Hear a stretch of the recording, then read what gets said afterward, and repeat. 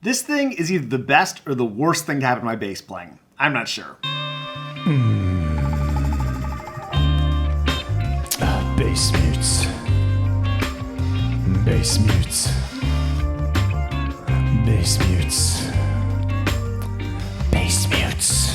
What's going on? It's Jason Heath, and I have been using a practice mute for decades at this point. Oftentimes it's been out of necessity, living in a thin-walled apartment surrounded by neighbors, in a hotel room before an audition. I used to only use this thing out of necessity, but over time I've come to realize that there's some real benefits for using a practice mute. So in this video, I'm going to break down the pros of using a practice mute, the cons of using a practice mute, and why I continue to use a practice mute even to this day, regardless of where I'm practicing.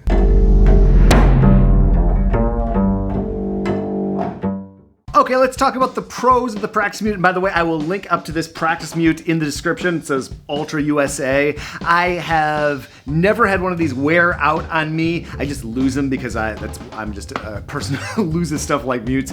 But these things are one size fits all, it seems. I guess if you have a 5-string, you'd have to figure something out. But for any 4-string bass, that's 3/4, 7/8, these always seem to work. Now, the reason why we turn to these is almost always apartment living in a space where you got neighbors and you want to bug them, or maybe you want to practice backstage and not sound like you're showboating, or maybe you just want to give your housemates a break who listen to your lovely bass playing hour after hour, day after day, week after week. It's incredible the difference that these mutes make in terms of dampening the sound. So if I have it no mute, just like this, and I play,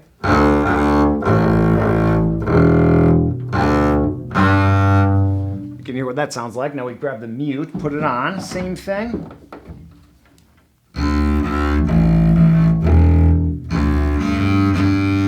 I mean, that is quite a difference. And the thing is, even if you're not bugging your neighbors, thinking that you might be bugging your neighbors, that, at least for me, it keeps me from holding back and really sinking into the bass and really pulling the fundamental out. Okay, pro number 2 for using a practice mute, it helps me focus on the fundamentals. And by that, I mean rhythm, pitch, the basic building blocks of music. There's something about cutting out all of the upper frequencies and kind of the beauty of my sound, which I know seems weird to be doing, but if I do that, I really just focus on rhythm and pitch a little bit more. Just hearing that dry sound, that mute sound.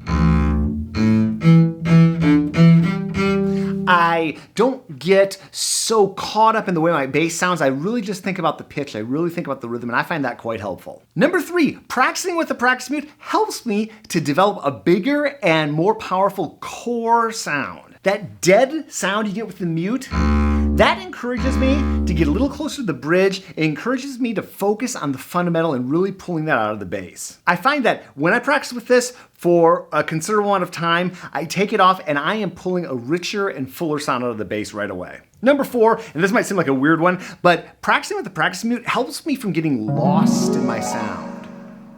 Look, I like the sound of my unmuted bass. And just a simple thing like that D string, I can kind of get caught up in the sound and listen to the upper frequencies and just sort of basking in the sonic glory of my bass. Maybe that's putting it a bit far, but now that is not a bad thing, enjoying the sound of your own instrument. But I find that when I get out of the practice mute thing and I'm just practicing unmuted for a long time and then I record myself, I find that my sound is not as consistent as it is when I'm actually using that practice mute regularly. Now there are some cons to practicing with one of these all the time, and number 1 is I kind of forget about dynamics. I guess it's the reduction in frequencies that you have on here, but I just kind of find myself always playing mezzo forte forte-ish for everything.